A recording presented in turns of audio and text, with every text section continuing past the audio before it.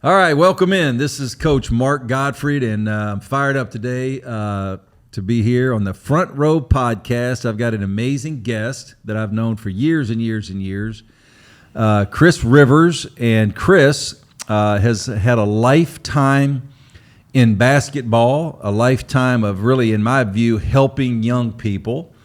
Spent a number of years at Adidas and kind of all over, but has had a major impact with a lot of guys that have gone on to some great levels of success, a lot of guys in the NBA. But first of all, Chris, just welcome, man. Thank you. Thank you for coming. Mark, I appreciate you having me. I know we've been talking about this for a few months now, and every time you pop into my feed on my Instagram, I'm like, damn, Mark has somebody else on and I haven't got on yet. So I've been really looking forward to this for a long time. Well, thank you, Chris. So let's go back first, and I'd love for people to, before we kind of dive into what you've done a little later in life, but like even going back in the beginning, like, and I hope I do this justice in explaining how well, what a great job you've done, especially with youth and young players, high school levels, college levels, NBA levels. But how did you kind of get going in basketball and a little bit of kind of what inspired you and then kind of those steps that kind of took place for you to get started and get going? I'm originally from Oakland, California. So I say that, and every time I get a chance to speak, I cut my teeth in Oakland as far as everything I learned about sports, about competition, about keeping your head on a swivel, about knowing when to get in before things got a little too exciting. So the biggest thing that changed for me was in 1986. I got cut from the freshman basketball team at UC Davis, unjustifiably, of course. But after getting cut, I realized I kind of still love this game. There's a coach by the name of Bob Williams. Bob Williams was the head coach the second year, and he allowed me to come into his office and just talk hoop on the whiteboard. I went to Bishop O'Dowd High School, played for Mike Phelps 1 year, so we were a very, very prominent high school basketball program then in the 80s. And so I've always been around high-level basketball. Not saying I was a high-level player, but I just understood what it takes to be a part of a winning culture, to be a great teammate, to show up every day, to have discipline, to set screens, and all those things are just kind of a part of my life. So when I got to UC Davis and I knew I wasn't good enough to play on the team, I realized I still wanted to be around the game. So Bob Williams was the first person that actually said, hey, have you thought about coaching? He took the whiteboard out and was drawing the Kansas fast break offense and doing those things. So I just became enamored with the thought of, wow, coaching's kind of cool. And that's kind of how I got started initially as a young man. When I probably should have been in class, I was at the rec hall trying to get buckets on some of the old guys in there. So, once a hooper, always a hooper. But that's kind of just the foundation of how everything kind of just started rolling from there. And then after UC Davis, the next big break I got the opportunity was to go coach at St. Joseph Notre Dame High School under Frank Laporte and Gordy Johnson and Jose Caraballo. And that kind of just opened up doors from there. And that's where I met Ray Young. Well, I knew Ray Young before, but after that, I've kind of been rolling ever since '92, to be honest. You know what's impressive to me, Chris, because this happens to all of us in life, that you achieve levels of success, but sometimes people forget all the people that helped them along the way. It's easy to forget. Somebody extended a hand to you, and just what you just mentioned, like Bob Williams. I know Bob, wonderful guy, really good basketball coach. I've known him forever, but just for him, and I coached for a lot of years, and looking back, if I'm just being very honest, I'm not sure I would have ever done that. Maybe somebody else. You're busy, you got all these things going on in your mind, but here's a guy that extended that a little bit to you to say, hey, let's sit down and talk and get on the board and talk. I mean, it sounds like a small thing, right? But it's really not a small thing, because it's time. He gave you time. And then the guys that you were able to be around in the Bay Area, Frank Laporte, probably one of the best high school basketball coaches in the country, if not for certainly in California for years and years and years and years. But you go around the country now. And a better man. Just wonderful. Sure. But you had people like that help you along the way.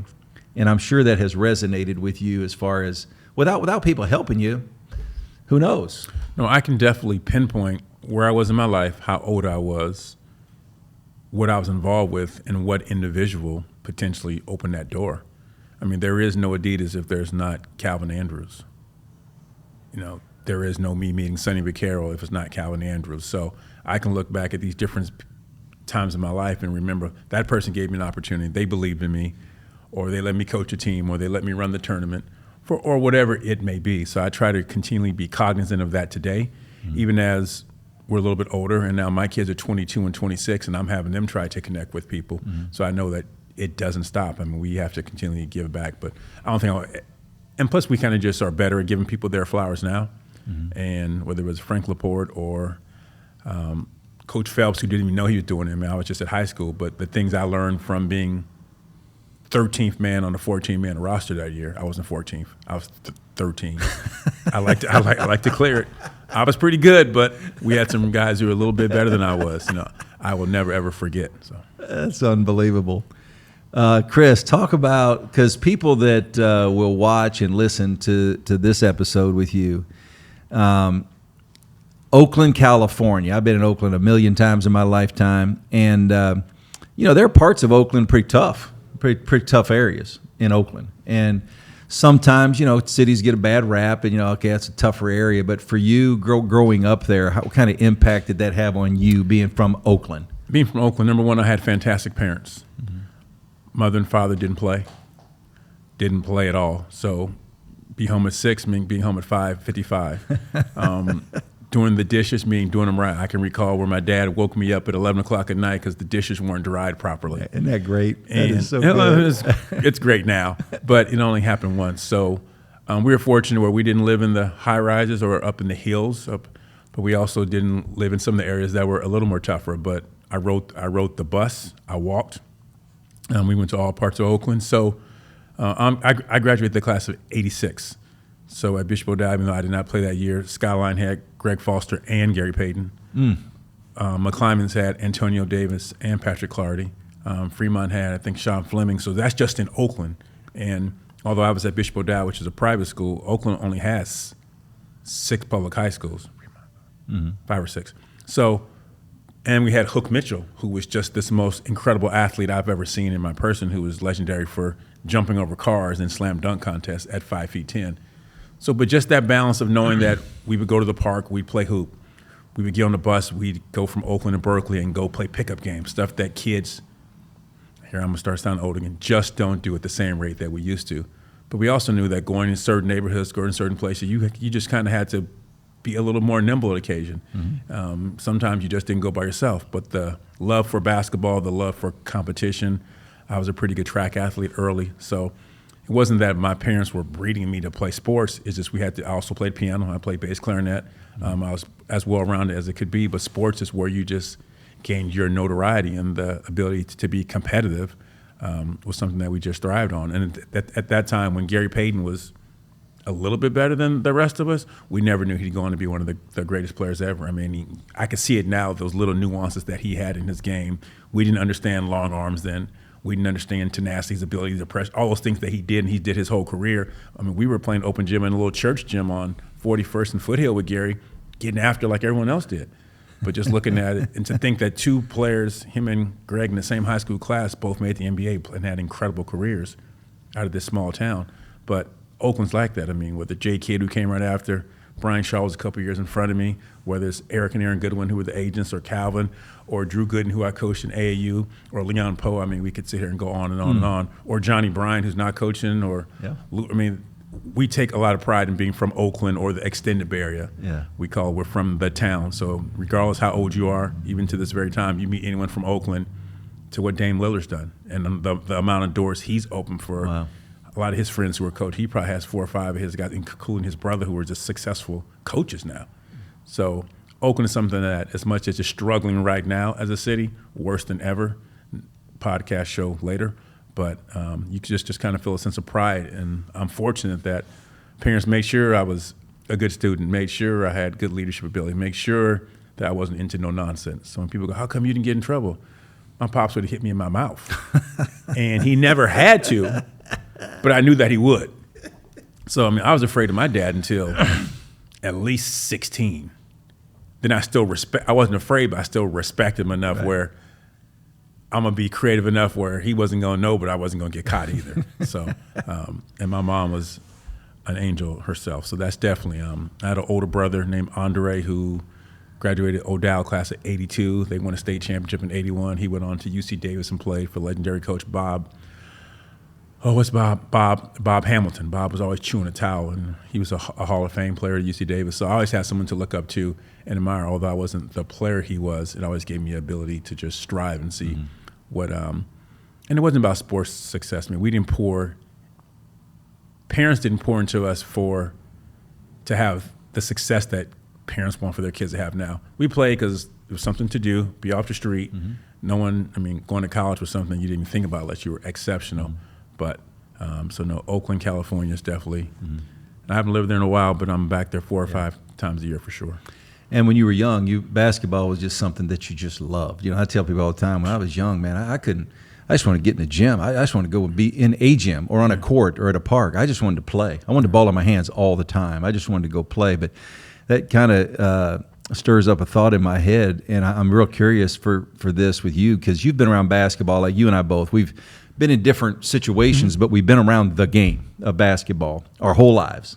And but isn't it amazing in basketball? And I know sports does this, but I'm appreciative of basketball. Basketball brings everybody together. It doesn't matter, rich, poor, white, black, tall, short. It just doesn't matter. It brings everybody together. So for you, have you kind of watched that through the years, just basketball and what it does, the game itself and the lessons we learn from the game? Yes, I mean, I've seen it at multiple levels like yourself, but I think when I'm really reminded of it is when I go home and I go to a Golden State Warriors game and you look at how many different cultures are inside Chase Center, all rooting for those 15 guys on the court. Whether you're Filipino, Latino, whether you're Mexican, whether you're Chinese American, whether you're Korean American, whatever your background is, everyone's in Chase Center bleeding gold for those 4 quarters. And that's special. And you kind of wish that society had that ability to kind of rally around things more consistently than we do. Not that other sports don't do it, but basketball and the Bay Area, because that's just the way it is at melting pot. I'm sure LA and the Lakers and Clippers probably are very similar, but the diversity from San Jose to San Francisco, just that community allows it. And whether it's just looking at an AAU team, I mean, we've been to enough AAU games, or whether it's the all-black team with the one white kid, or what do we say? Watch the white kid, he's the shooter. And we've been saying that for 35 years. Or whether it's the all-white team and the one black kid. It's just, but the ability for young people to come together and meet people from different backgrounds. And I think that's what gets lost in youth sports today. Or lost, or we just don't really talk about it enough. There's, it's always what they're not doing, always what they should be doing, as opposed to let's take an audit of all the amazing, incredible things that are going on because these kids are traveling every weekend. As opposed to going, they should save their legs and they're playing too many games. All that, there's truth to all that too. But I'm the one who says, look at all the kids who would never been on airplanes from 13 or 14 or 15 if they wouldn't. Look at all these kids who would never know hotel etiquette if they didn't start traveling at 12 and 13. Look at all the ones who now have a relationship with kids all across the country. Obviously, technology allows it. But not that there aren't things I wish we were better at, because that's a list for that too. But I always try to find what are the things that we under-celebrate. And I'm hoping that we can kind of, that's kind of one of the crusade/missions I'm on, that let's talk about the positive things. Let's try to get families back to using your kid's sports journey as a chance to just prepare them to be great humans. I mean, unless you saw something different, the NBA still only drafting 60, or actually it was 58 2 weeks ago. So the opportunities in the league haven't significantly increased. We see that the numbers for U.S.-born kids are less than ever, which I'm fine with. You're supposed to be one of the best in the world. Now, I used to work with a family, and the dad was really, my son should get drafted, he should get drafted. I'm like, sir, he's really, really talented, and there's a lot more people who have better basketball IQ than I do, but you tell me your son's one of the top 30 in the world at what he does in the world, and when I presented it that way, I could see him kind of, not saying he can't be, but you want to be one of the best in the world or something, and this is, I mean, this global thing is really, really real now. And I'm really looking forward to what the Olympics is going to look like in a couple of weeks. It's going to be fun. Definitely. You know, basketball too, Chris, not to just kind of belabor, but I want to, you know, when I grew up playing, when you got on the basketball court and you played hard and you played well, or if I got to be a good player, you know, when I was in high school, I was getting better and I started to get recruited. But anyway, basketball always brought, it was like there was a mutual respect of people, and really nobody really cared that I'm white or you're black or what. You just play, man. We play. And some of my best friends to this day, people that I love dearly, love them dearly. But basketball was the thing that kind of brought us all together, and it becomes kind of a common ground. And it really doesn't matter. Like you said, You go to an NBA game, you see people in the stands, and you look on the court, and you look around. And youth basketball, yours is invested into youth basketball as anybody, and you've seen it. When it gets right down to it, it shouldn't matter. Nothing like that should matter. But that's the way people should be. Of course, there's differences, and we are afraid of what we don't know. And I could see, stereotypes are stereotypes because they're true most of the time. That's why that's why we kind of believe them. But knowing that people as humans, we should be finding ways to come together. And sports in general, youth sports, high school, collegiate, professionals brings folks together, people that you typically may not have ever intersected with. Right. And I always try to tell young people when they're going to college, hopefully, well, now it's a little different because you're only going to be at one school for 9 months before it's going to change. But for those 9 months, hopefully you create a relationship with somebody who's completely different than you, that you bond and might be your brother or your sister forever. Hopefully one of these guys is in your wedding. As you know happens, I'm sure a lot of the teams you coach back at Alabama, there's guys who are now godparents to people's kids. And, that's right. And just valuing all those auxiliary things that come with sports as opposed to what you're getting, what you can get out of it, which is important. But I just think that we got to kind of swing the pendulum a little bit and try to educate kids. Just trying to I really want to help people see that there's so much more you can get out of this and still go have a great NIL deal, still have a great career, still score a lot of points, still have a chance to play overseas, still have a chance to get a cup of tea in the NBA. But if you don't go in with the right mindset to understand that this opportunity from the time I leave home and walk on this campus in June and someone like you now owns them, own may not be the right word, but really is going to control what they are, you're missing out. Because I wish I could go back to college. Ironically, I was at UC Davis yesterday, just walking around campus. First off, it looks a little different from 32 years ago. There was a few buildings I didn't recognize. But I would give almost anything to be able to have one more quarter to go back to school. Right. And it's not so I can be in class and so I can be in rec ball from 12 to 2 every day and just get up and down. But I'm just hoping that people find a way that you can be a competitive, you can do all these things. And that I've always tried to tell, going back to 1995, telling young people I work with that basketball is what you do, it's not who you are. And now the way that the culture is changing, and I'm a part of that change. Some of the things I know that we did 10, 12 years ago has probably changed the tide to some of the things I might go, why are they doing that now? Oh, I was a part of that movement. You just can't let it define you. And so many kids are being defined by where they're ranked, what team they're on, and those things. And it's just a lot of stress. It's a lot of pressure.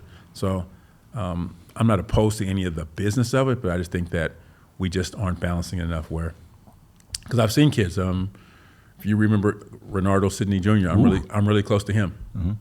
So when I go and speak to some of these groups, I go, "You guys know who Renardo is?" I go, "No." Well, he didn't have the basketball career we probably thought he was going to have it, but now as a man, he's finding his way, and I've been able to do some things. We're actually working on a documentary for him now. But to see him at 33, look back to where he was at 16 and 17, and see the stress and see the pain and see the things that we didn't know how to address then that I know we should be doing a much better job of now. Being ranked number one is not is cooped up to be. Right. It's not. Right. Being the number one in this, being the top this. There's a lot of stress and pressure that comes with that very few people know how to deal with while they're going through it. Very few people who are part of that process have had the expertise, or we just don't have the history to look at it, but now we do. I'm real close. Not close, but I stay connected with Derrick, class of 2006. Number one sixth grade in the country. Number one, Derrick was unbelievable. Yep. And he's been able to tell his story now and go back out and say, hey, here was my journey as an athlete. Here's what I wish I would have known. Here's what I wish adults around me would have been saying instead of what they were saying. Right. And now they're just shifting to where people are many businesses, they're brands, which is great. But I know what happens when you get to the other side now, because I didn't know it at first, but now I'm saying I've been around youth basketball. Let's just say, that's a long time, 30 years now. Yeah. Going back to when Eddie House was an 8th grader. He was the first high-level AAU team I coached, and Eddie's dad was energetic and passionate, and Eddie was good. I never knew that he would go up to Cal and score 61 on them in Arizona State, or he'd go and win an NBA championship, be a hell of a pro, not a broadcaster, but because we didn't look at kids that way. Right. I saw Shea Cotton when he was 14. Now, I knew Shea was different. At 14, I coached against Shea. I think he might have had 60 on us. And Shea and I still stay connected now to see what he's doing, giving back, telling his story. He is. And there's a lot of great information out there for people to kind of learn from.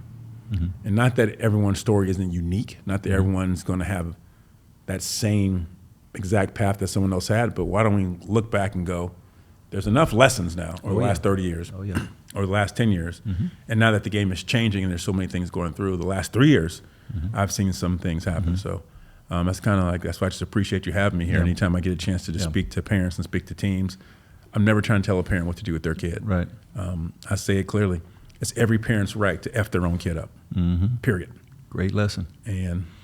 But for those who want to listen, those who want to get a little insight, those who, I'm a dad still looking for insight to make my kids' journey. Now, how can I get them out my pocket a little bit sooner? So. Interesting. You brought up Bernardo Sidney. He actually committed to me. I was coach at Alabama in the 9th grade. And then Shea Cotton, I actually coached Shea. He came to Alabama and played for me for 1 year.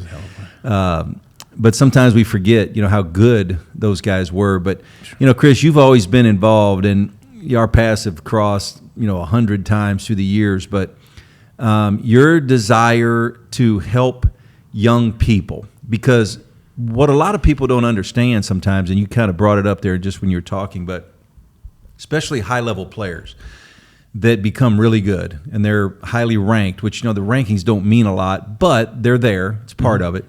But then there's a lot of pressures that come along with that. There's a lot of things that most people that are following the game, they don't understand. I used to tell people, I'd recruited Gerald Wallace. He was the number 1 player in the country at Alabama. He played for me for the year. And him and Mario Austin. I had Dennis Smith Jr. I've had so many great players I've coached over the years. But when you're a high-level player, you're getting hit from every angle.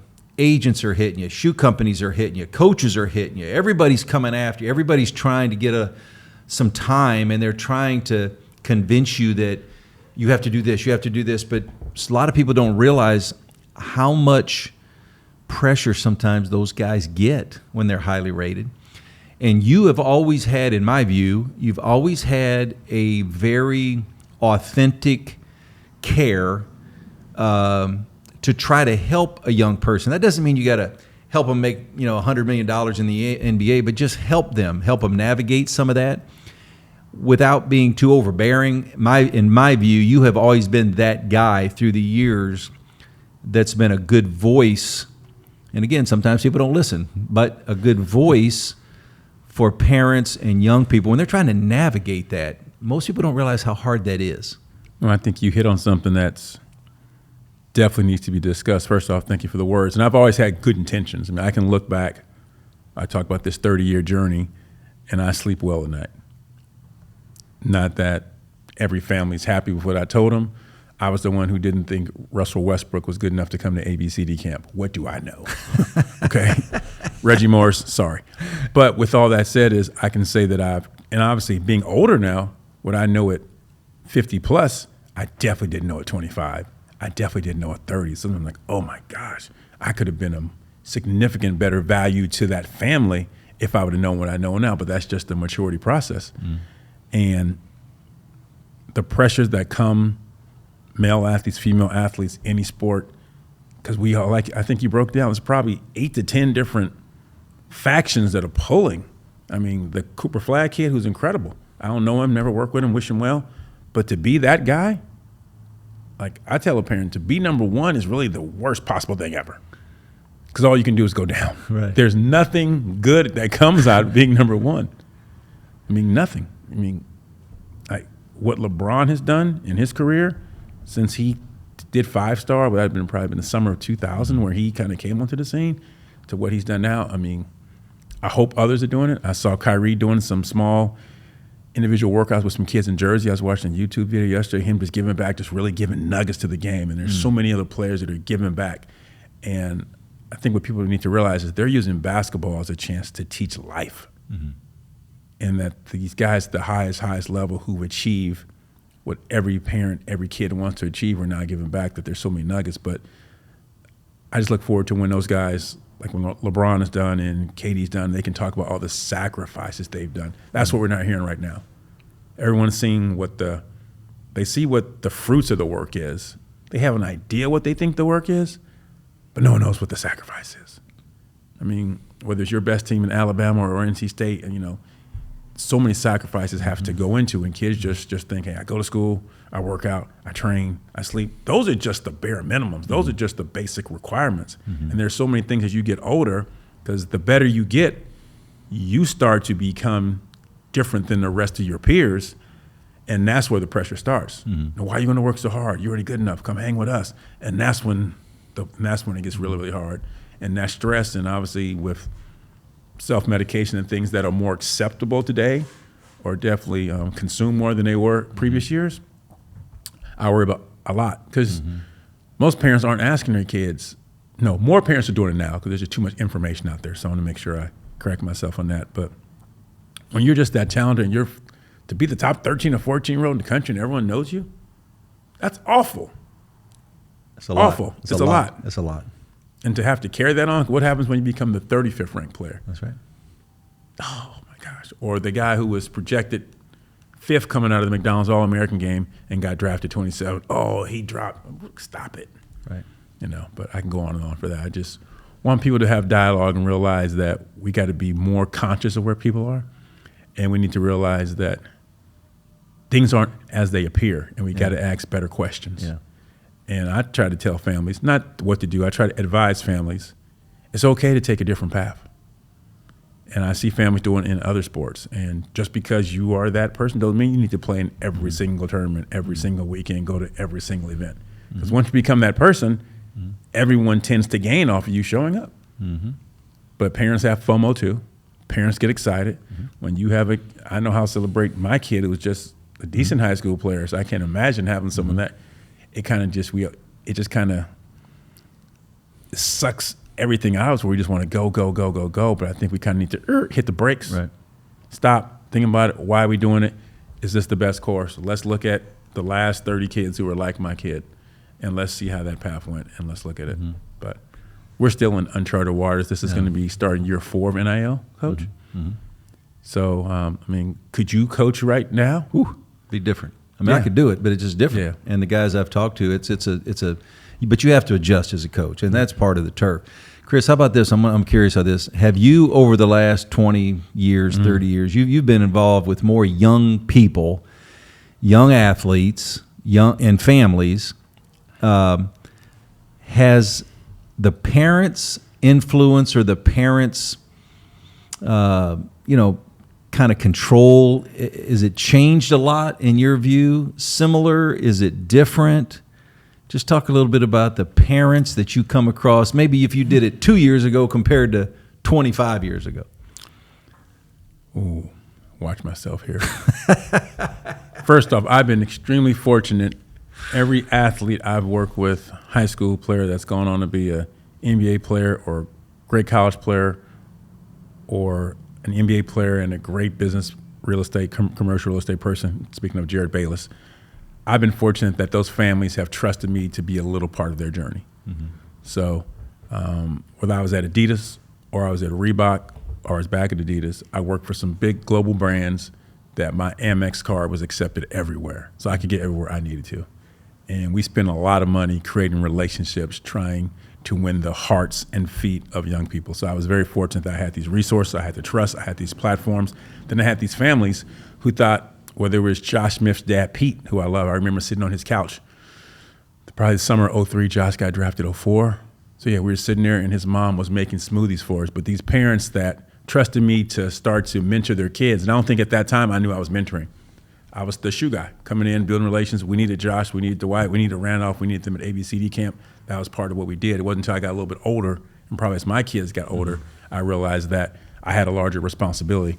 Now going back to the parents, I think in the 90s, parents typically, they weren't looking at the game to do anything but get them to college. So whether it was Calvin Andrews and Hashem creating the Oakland Soldiers to, hey, your kid's talented, we think we can give them more college opportunities. That was enough. Parents dropped them off, picked them up maybe, and they just trusted.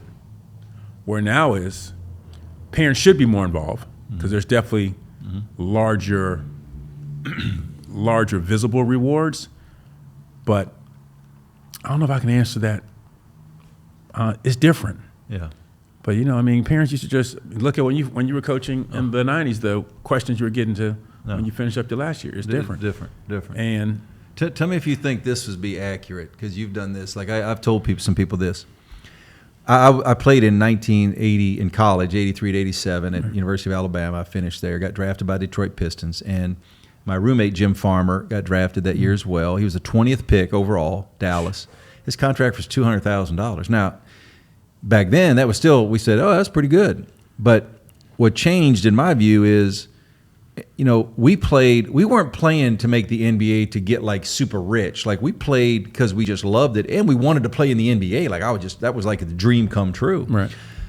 Now, all of a sudden you look up, if I'm a mom or a dad and I'm looking out there and I see, man, Jason Tatum just signed for $315 million.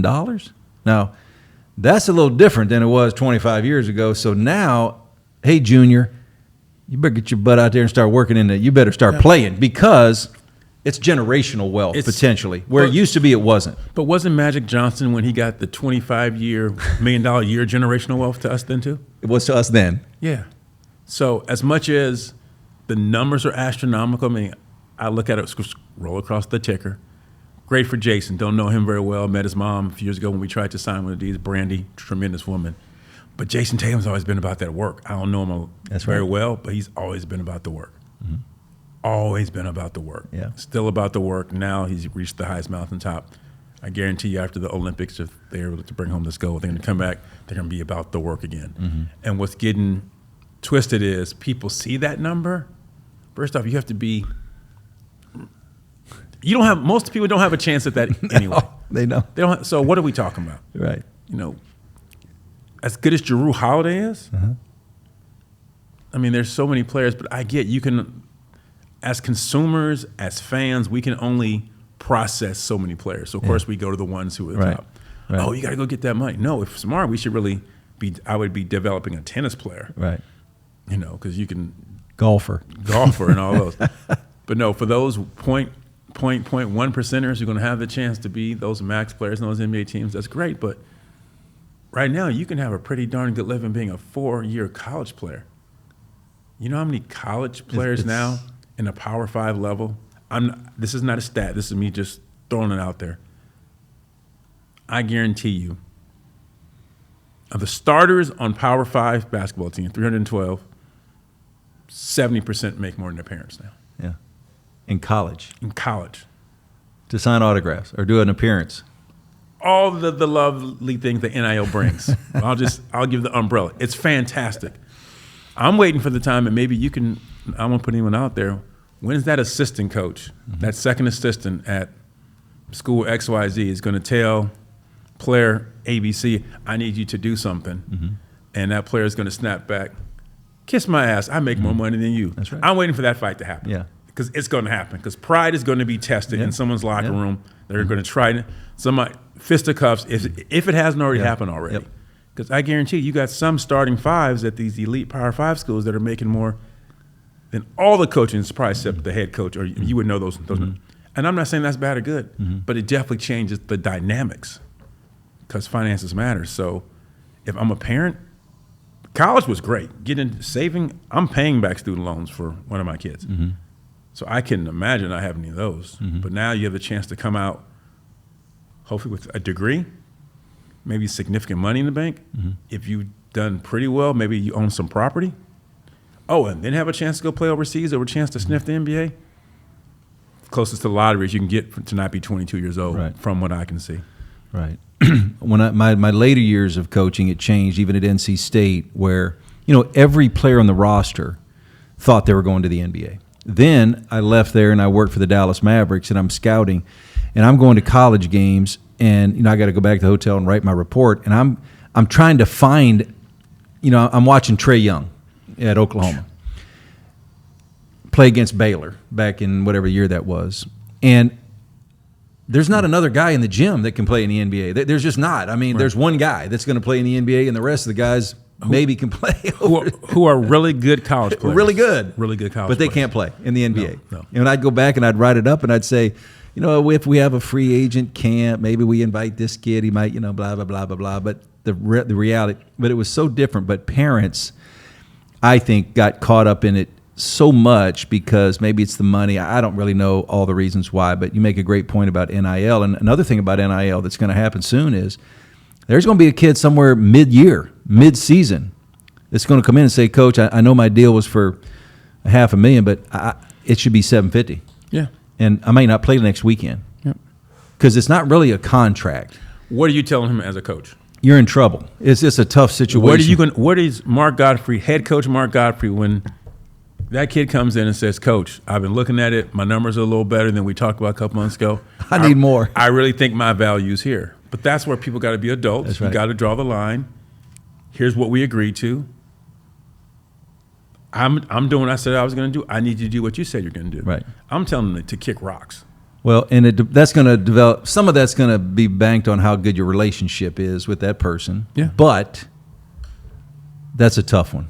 That's a tough one. And for most coaches, the answer is going to be to your question. It depends on how good he is. It's just going to depend. And I remember coaching at UCLA. We had a guy get caught smoking weed one time, and I went to Jim Herrick, and we all sitting there, and he looked at the kid and he said, "You're not good enough to smoke weed." No. Depends on how good you are. But that's going to happen, Chris. Those things are coming until there's some guardrails up, along the way. So let me switch gears here a little bit. You've had such an amazing run through your life, and you're not a name dropping guy. You've never been that, but share with me a little bit of some of the guys that have reached the highest level of success that you have had. Not you're not in the gym making them a great player. Nope, I don't. But you're helping, and you're advising, and you're kind of coaching them on, navigating a little bit on how to, the right colleges, the drafts coming up, pre-draft workouts, signing with agents. There's so much that goes into it, but some of the guys you're not a name drop. You've never been that guy, but I know you've had some impact on some amazing people. I'll mention one only because we're not super close now, but when I see him, when you see somebody, you can tell. Shaun Livingston. And not that I did a lot. This would have been summer of 2002 and 2003 because Shaun got drafted summer 2004. He was part of that high school class that had 8 guys get drafted in 2004. 8 guys out of high school. First round draft picks. So, but Shaun was at camp, ABCD camp. I remember this black and gold uniforms. Him, Josh Smith, Dwight Howard, Darrell Wright, Sebastian Telfair was there. Marvin Williams was there. I'm forgetting somebody. I said Josh, but he started off camp just struggling because the expectations, when you went into ABCD camp, for those who know what camp is, you can get it. When you come in ranked, they expect you to perform. Right. ABCD camp, created by Sonny Vaccaro, was a platform designed for kids to perform, not to be a good basketball player, but to perform. And with the backdrop of New York City and all that media, you had to perform. So you had Shaun Livingston come in, 6'7", whether he's Penny Hardaway, whatever the comparisons were going to be, he was just not having a good first day. So I remember myself, I think it was Chris Greer, a couple of people. We'd have Glenn Davis was at camp that year. We'd have meetings with the elite guys, kind of a secret society at night, like, what's going on with camp? And we can just see they just were all stressed. So it wasn't about what I did, but it was about me and the other counselors, Gary Charles, and those guys. They're just starting to recognize that what we say to these guys matter, and we're telling them that don't let the pressure and the stresses. And that was just 2 years after what Lebron did a couple years ago. So people knew that this ABCD camp platform was literally life-changing. And that's back when NBA scouts were in there. So just to be able to have a relationship with someone like Shaun, I went out to Peoria once, met his family, just to have I just know sometimes kids knowing that somebody's in your corner who doesn't want anything. And I've taken pride that whether I was trying to get a kid to go to the Reebok camp or the Adidas camp, whichever one it was, just trying to make sure that I always humanize them and to be able to see that. Shaun Livingston's one of those. I had a similar moment with Isaiah Thomas. Isaiah Thomas, it probably would have been, I know exactly when it was. It was 2010 or 2009. We were in Hawaii, Maui Classic. Isaiah was playing at the University of Washington. First game, he was like, Kimber Walker was in that tournament cooking. Isaiah sucked. Called him, said, yo, let's just get together. When he picked him up, went to his hotel, we're outside, we just sat in the car, and because I'd had a trust for 2 or 3 years since he was in high school, he was able to just pour it out. And whether I said something or I just listened. But I learned at that point, man, everyone needs a voice. Someone needs something. Someone needs somebody, an outlet for somebody who gets what you're going through to a degree. I've never played that level, never been a All-American, been on TV. But over the years, I learned a little bit from everyone. So Isaiah Thomason, to this very day, I text him, I comment on his post, I see him, I wish him well, and just to see, like that was meaningful, because he still talks about it. He goes, that day, Riv, changed it. So that makes me feel like, okay, that's where you really get. And not that everyone is going to become the pro Isaiah or be 5 feet 10 and average 30 points a game and do the incredible things that he's doing. But when people can look at you and say, thank you for what you did, not for how many shoes you sent, not for sponsoring their team, but just say, hey, thank you for just seeing me as a human. Thank you for being there. Thank you for connecting with me. Thank you for helping me get through this dark space. Those are the things that I hold on to the most dearest. Yeah. I remember when Derrick Rose had his first ACL surgery. Obviously, he was the Adidas poster child, the icon he should have been, and I was very fortunate to get to know his family. His brother Reggie and I are still close to today, and his mom Brenda, his brothers Alan and Dwayne, and his best friend Randall. I mean, Derrick Rose was the person, but at first ACL surgery, I was there, and I remember we were coming out of the hospital, and I was rolling him out in the wheelchair, and it was just a surreal for this guy who he had just built up to be. I mean, he was as close to Superman as you can get. And what he outputted. Of course, Derrick wasn't trying to talk like Superman. Derrick wanted to hoop. But just to see how quickly you can go from here to a humbling experience and to be a part of that, I realized that my role in these families' career is to be consistent, not too high, not too low. I can never consider myself a fan because it can change. They have enough fans. They have enough people who think that they can't do anything wrong. They look to us for guidance. They look to us to kind of stay level-headed, never too hot, never too cold.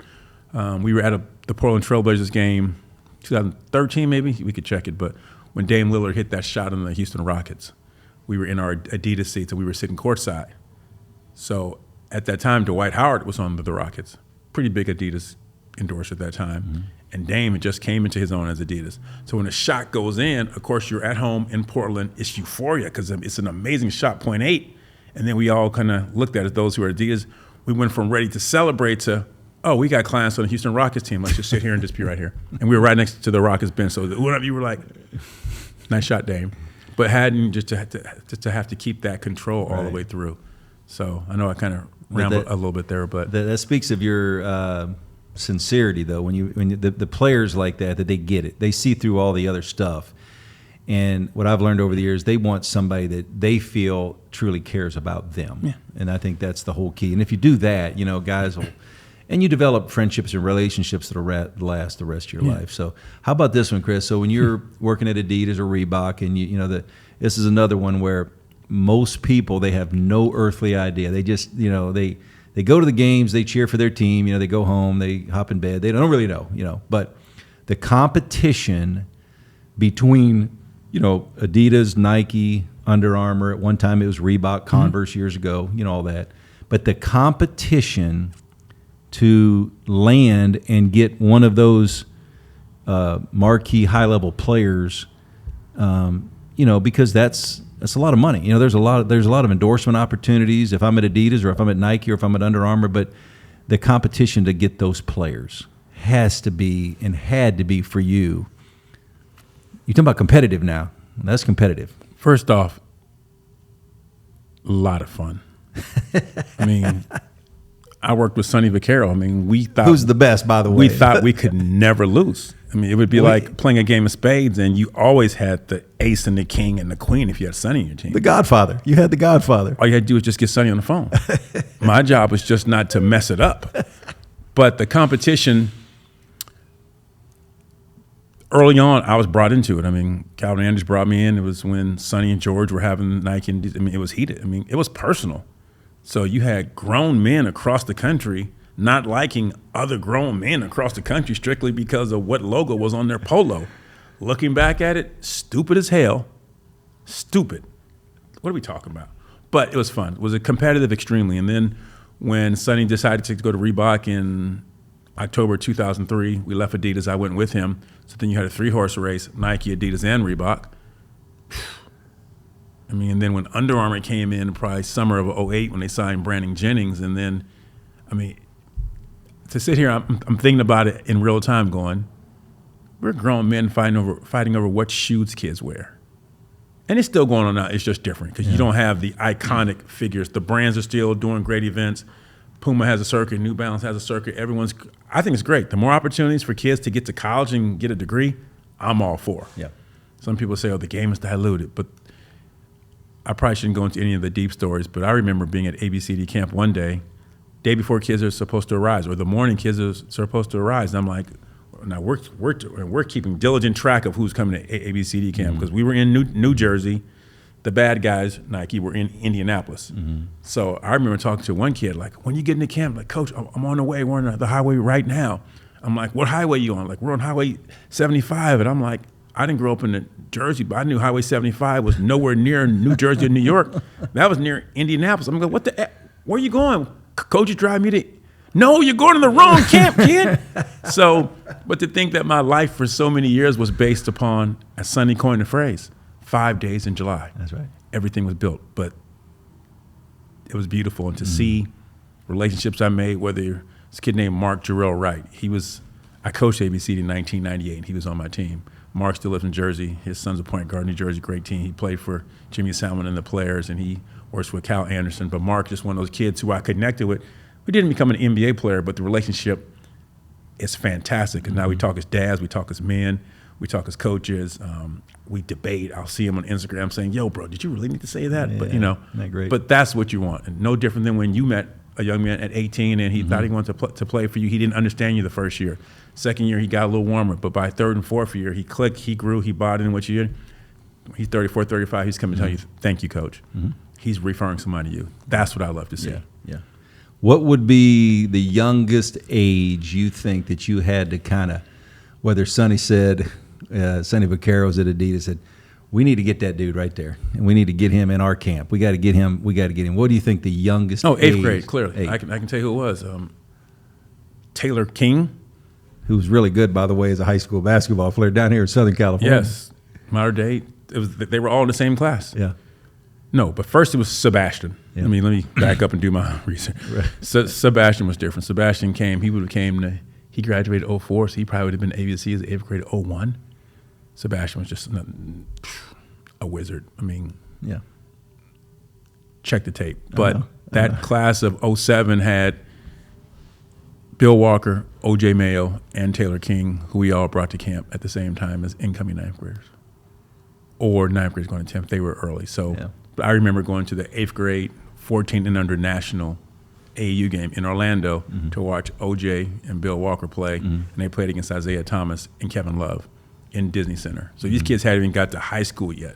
But we were already targeting and tracking because, I mean, they obviously changed their game with the way that they played and those national rivalries they were able to get created because they were so dominant for so long.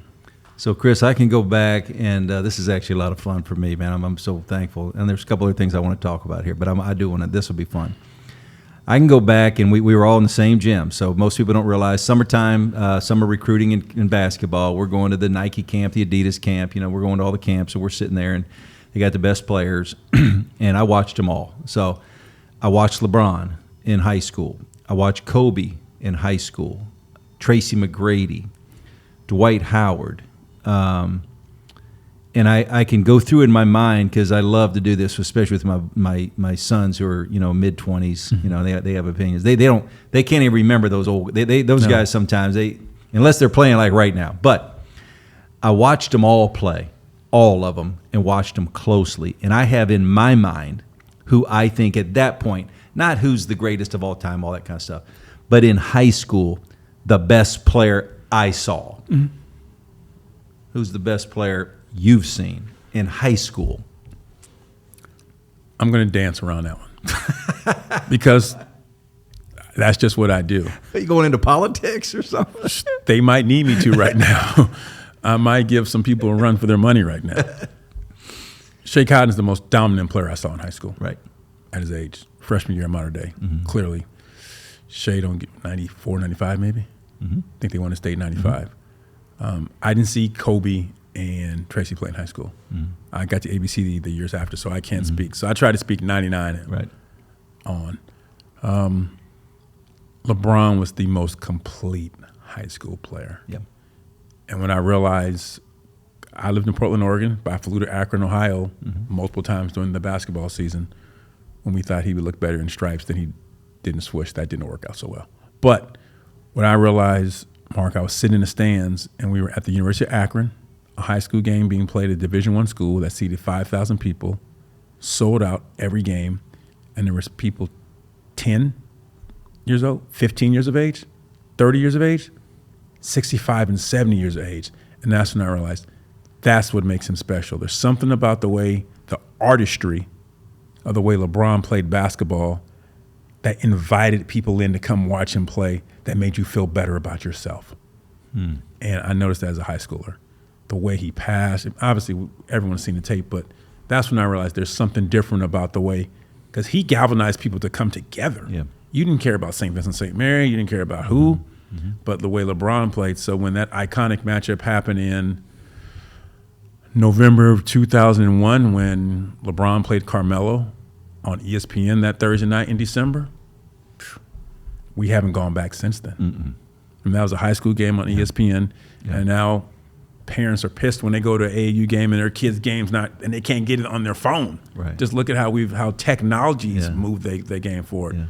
But LeBron, because just his size and his ability to take him and the four married man, Drew, Sion, Romeo, Willie, no, I'm forgetting one of them, but I knew them all. I mean, and then bring those guys together, all his guys from his backyard, and then go and do what they did nationally.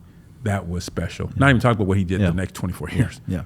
He's the best I've seen. He's the best in high school. Kobe was amazing. Tracy McGrady was good, but I can remember standing under the gym. Gary Williams and I were standing there. Gary was the head coach at Maryland at the time, and I think I was at Alabama, and we were in Houston, Texas, and I watched LeBron play, and Maryland had just won the national championship, and Juan Dixon came and walked in the gym, and they had just won the national championship in college, and LeBron was so dominant. Leon Poe, Kendrick Perkins, Dwight Howard, Randolph. You were in Houston. In Houston, and, I was there. And the team that they played on in the Atlanta Celtics, that team was loaded, and then LeBron's team was loaded, and I just remember standing under the basket, and LeBron was kind of coming towards me, and saying to myself, wow,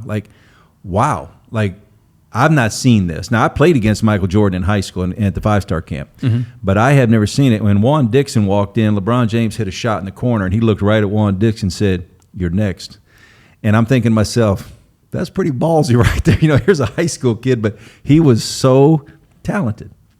Physically, too. There wasn't anybody that I had seen like him with the basketball IQ that did what he did.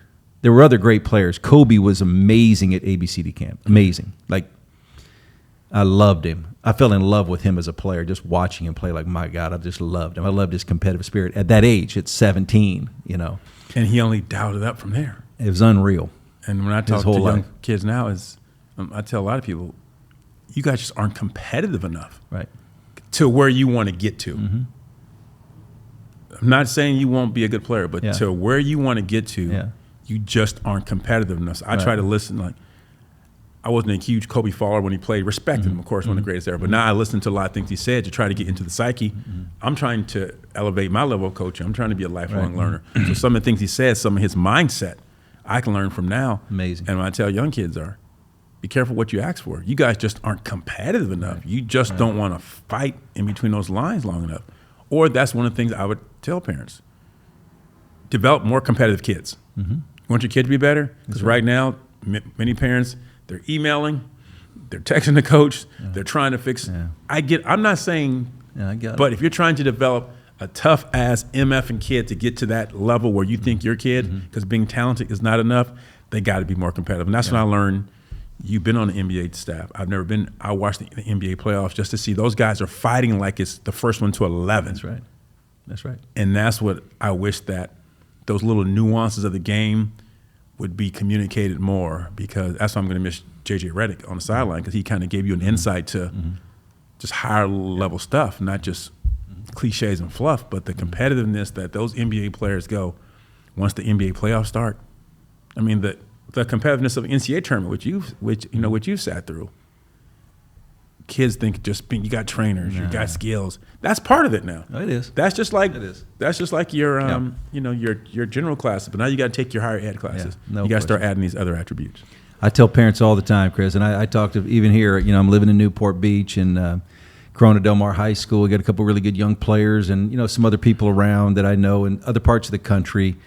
And I get asked these questions. Well, Coach, which AAU team should he play on? What's this? What's that? Should he go here? Should we send him to a prep school? Should I take him out of the high school? Should I do this? Should I do that? And a lot of times, my answer is just as simple as I can be. All that stuff there's those things are important because you could be in a bad situation. So that's understandable. But before all that stuff, how about this answer? Just get good. Because if you're really good, I tell people all the time when I'm coaching, and I've coached in the ACC, the SEC, the old Pac-10, Pac-12 way back when. I mean, I've been all around. I tell people all the time, if you're good, I don't care if you're on an island in the wherever, if you're in the mountains of North Dakota, I'm going to find you. Trust me, I'll find you. But the bottom line is just get good, like really good. I give a very similar answer in 2024 to parents.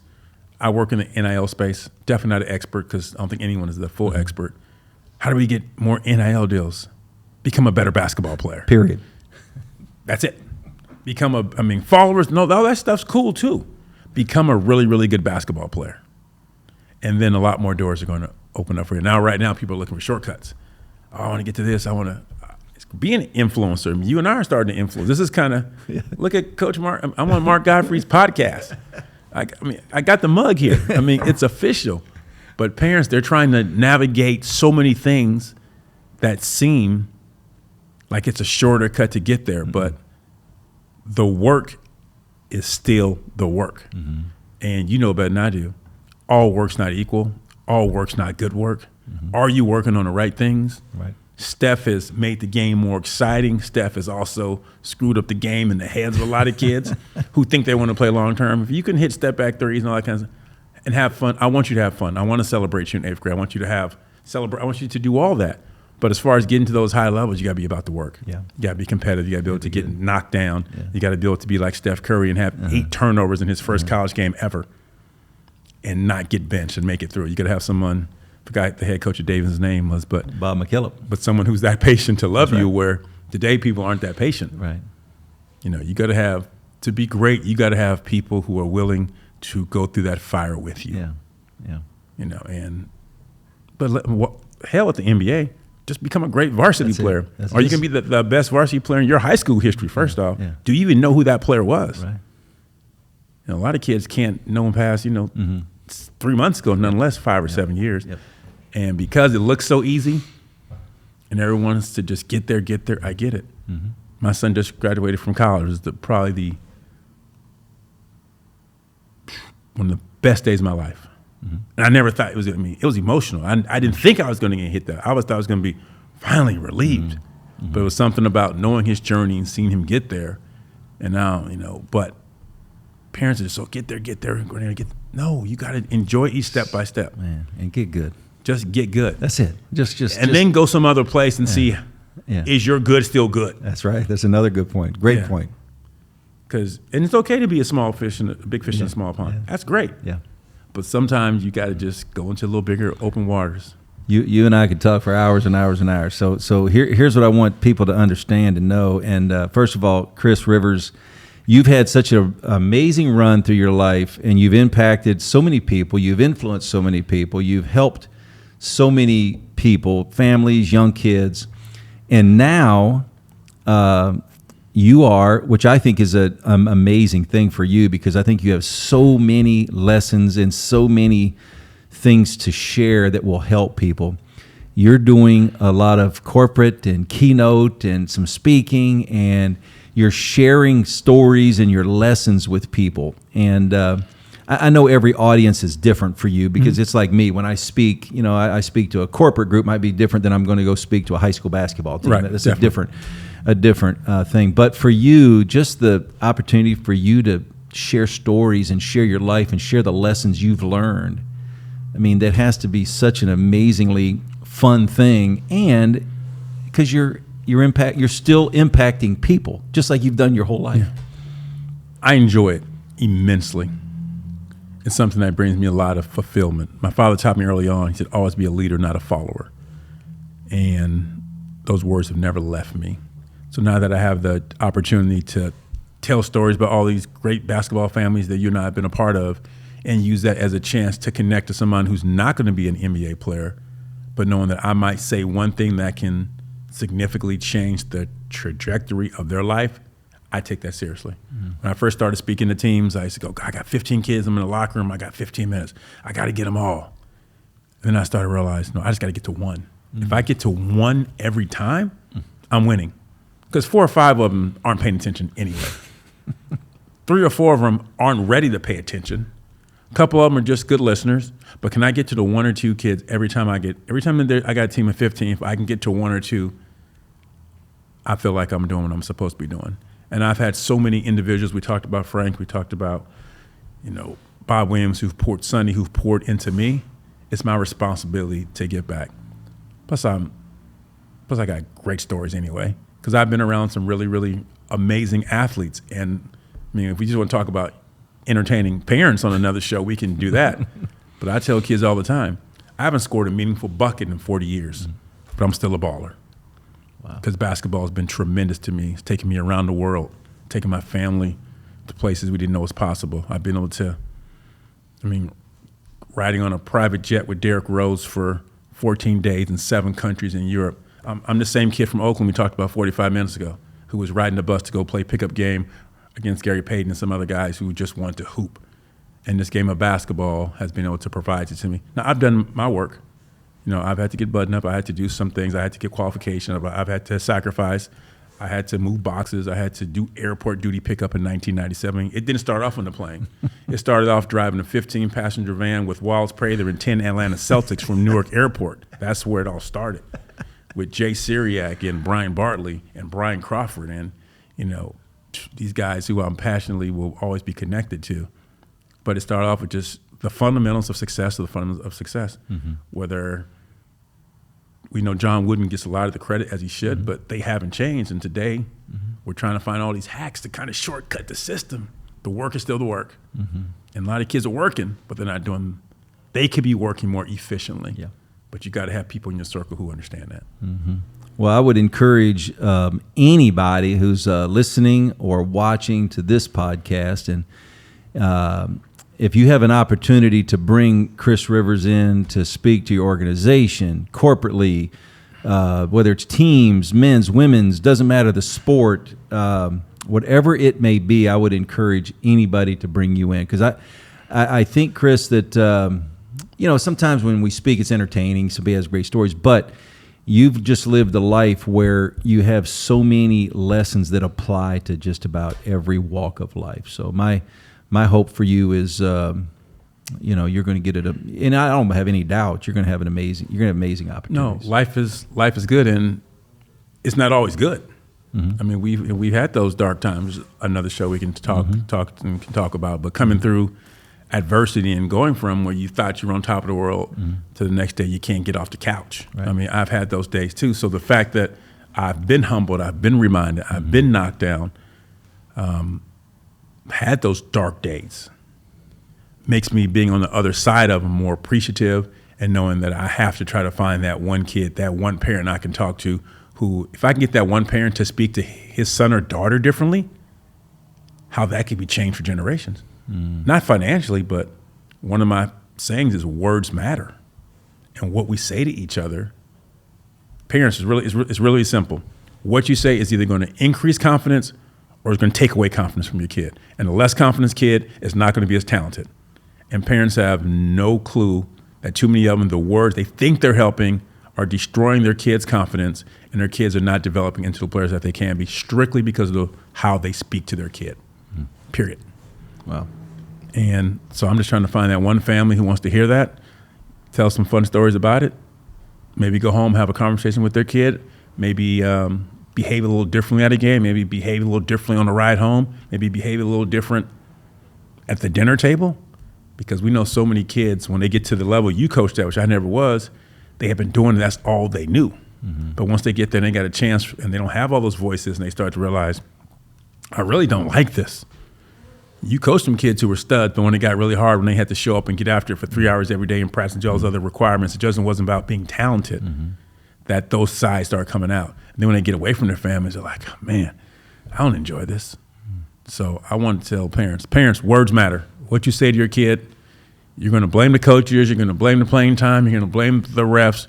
Your kid's a better player when he feels that he or she feel that you're going to love them. Whether, as Kobe's dad told him, I'm going to love you, son, if you score 60 or if you score 0. I'm going to love you the same. What did Kobe say? I might as well try to go get 60. And that was at a young Kobe. So that was one of the most important things that have stuck with me that I heard him say. What we say to our kids matters. Chris, your speaking career is getting ready to launch. I appreciate that. I need a second job. My day job's good, but I got some bills. No, I appreciate it. I appreciate you being here, and it means a lot to me. So thank you. Likewise. Thank you. Look forward to sharing a stage with you when you get your kid. I'll gladly come open up for you because I know your green room is going to have all the good stuff in there. Well, thank you for being on the Front Row podcast with Coach Mark Gottfried. Thank you, Chris. Appreciate it.